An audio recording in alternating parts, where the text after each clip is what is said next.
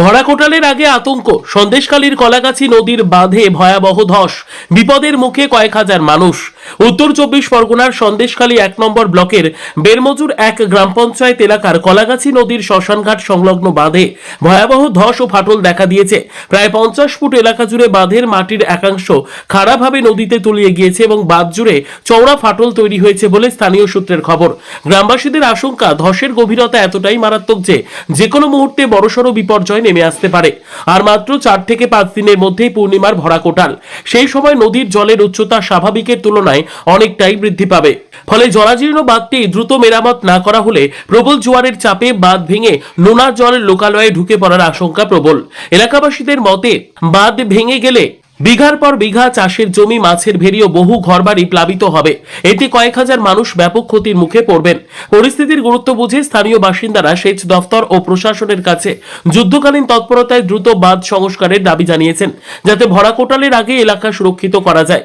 এ বিষয়ে সন্দেশখালীর বিধায়ক সুকুমার মাহাতো জানান, ইরিগেশন দফতরকে বিষয়টি জানানো হয়েছে এবং খুব শীঘ্রই সমস্যার সমাধান হবে।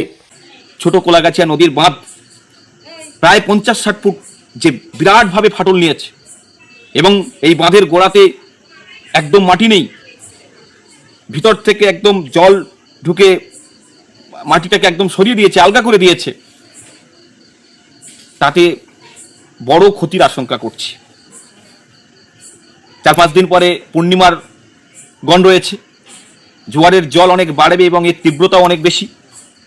যদি কোনো রকমভাবে এই বাঁধ এখনই না সারাই হয় তাহলে ভেঙে যাবে এবং বাঁধ ভাঙলে ক্ষতি হবে আবার কয়েকশো পরিবারের, ক্ষতি হবে প্রায় 2-3টে গ্রামের।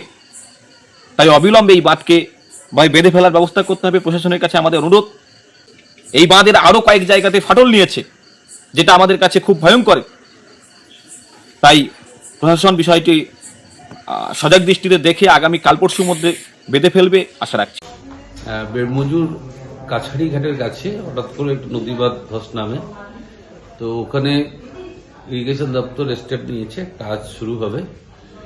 তো মানুষকে আশ্বস্ত করব যে আমরা বিডিও, এসডিও বা ইরিগেশন দপ্তর সবাইকে বিষয়টা জানিয়েছি, খুব তাড়াতাড়ি কাজ শুরু হবে।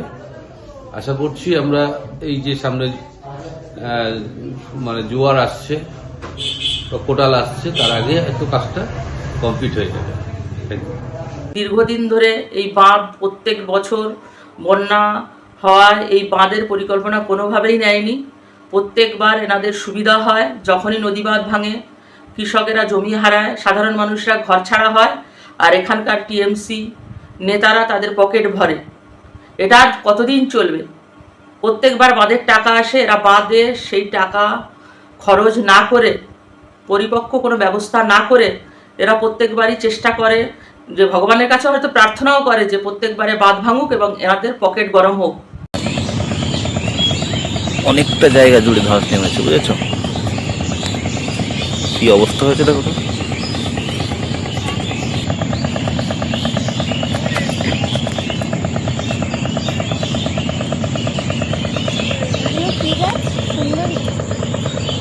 নানা রকম আছে, কেওড়া আছে,